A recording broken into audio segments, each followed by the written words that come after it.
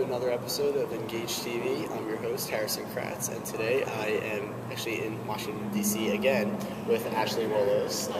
She's from American University, and you're the PRSSA president there. Correct. And she was the communications director for PRSSA National Conference this past year, so we're going to have a lot to talk about with PRSSA, so get ready. So we're just going to jump right into the first question. Welcome to DC, Harrison. Thank you very much. So, what were some of your biggest challenges regarding planning PRSSA National Conference? I mean, we all know how big it is, right. And a lot of us were there, or at least followed the hashtags, so we know how much of a success it was. What were some of the challenges getting to that point? I think the challenges before we got to that point, actually in October, was the planning process. We actually started planning the previous year in April when we submitted the bid. And what's unique about last year's conference was that we planned it with University of Howard and University of Maryland and Howard University. It's been a little while. I guess I'm forgetting their names already.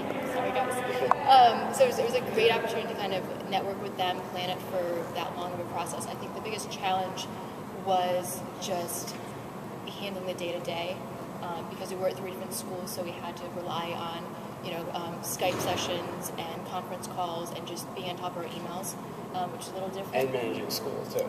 And managing school and interning and everything else that goes along with the typical, PRSSA member's life.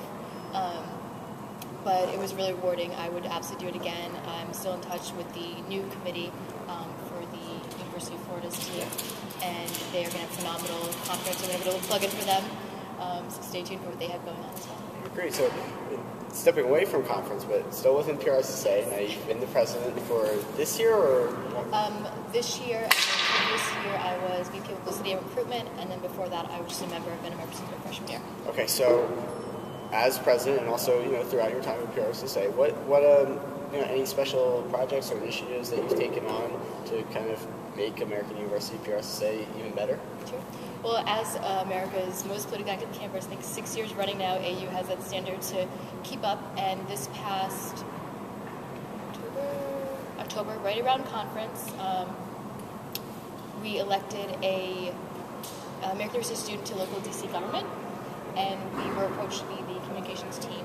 So we started a chapter firm called Eagle Communications, and we actually ran, it was a 2-part campaign. The first part was a registration drive, and it was get students on campus to change their registration to DC and abide by all those laws and everything.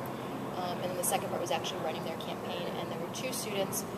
One was running against an incumbent, and the other was a vacancy. So we only got 1 person in, but he's already making a difference, and it was a really just amazing process. Lots of crisis communication, some ethical violations that came in that we had to battle, and obviously we did nothing wrong, but it was just a very intense process. Yeah. And conference was actually going on during this, so, so kudos to my team, both Grass and Lauren Reddington, who were literally handling crisis communications from the lobby of the conference. Oh, wow. Yes, it was a good time. Wow. So I think that's a perfect segue into political activism. Now, being at AU and working at several different internships, how is it being in the government communications? I mean, how different is it than we all think of PR just being as publicity and now social media, but what elements does government relations bring to it?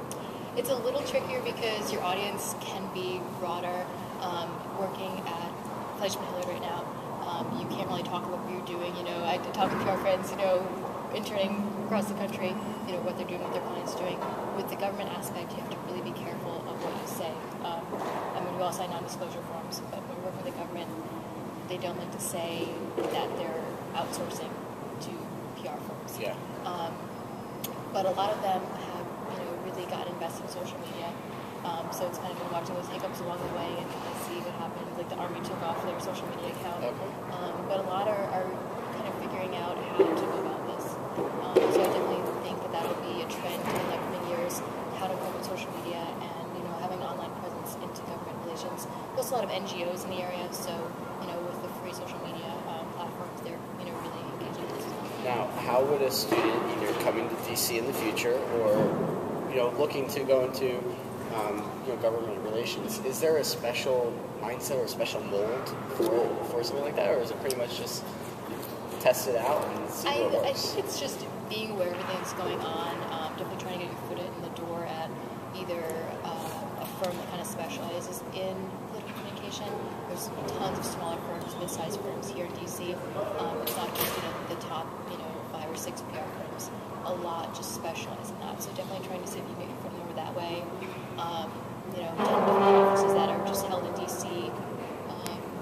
Interning for the summer, and a lot of people who come to intern and have just found different places here to still keep in touch with. Also, if you're interested in, say, energy or something like that, smaller, again, the nonprofit. So it's not just always about the government in DC. People kind of think that, but there's so many other opportunities.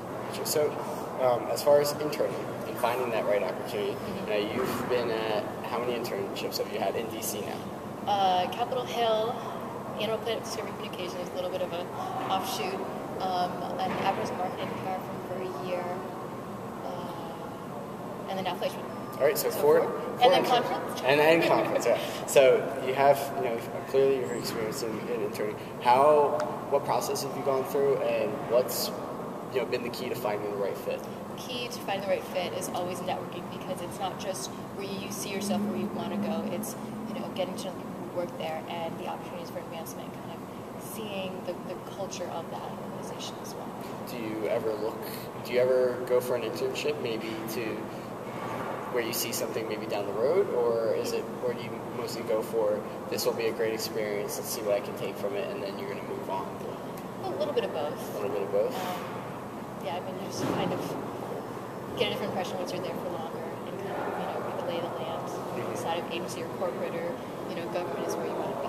So you graduate really soon.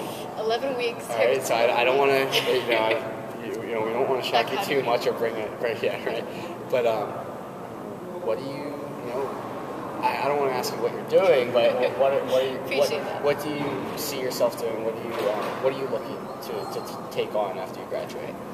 Well, I'm mostly looking at staying in the agency. I think that's kind of important to get that background before moving forward. I'm kind of open to whatever happens, whatever opportunities kind of present themselves. Obviously, staying in DC is number one on that checklist. I don't know. I'm just kind of looking at agency, kind of seeing what happens. I'm really into nonprofit. I'm also very invested in social marketing.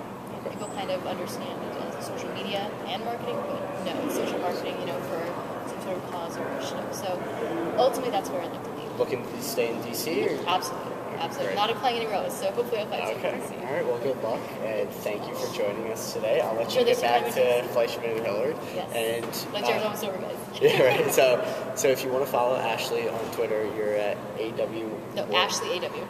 Ashley AW. Yes. And so you can follow her there. If you have any questions, I'm sure they can reach out to you. Absolutely, feel free. All right, so thank you guys. This is another episode of Engage TV. I'm Harrison Kratz. You can follow me at KratzPR, or you can follow Engage TV at Engage_TV. And from Washington, D.C. and the lobby of Fleishman-Hillard, we'll see you guys soon. All right, take care.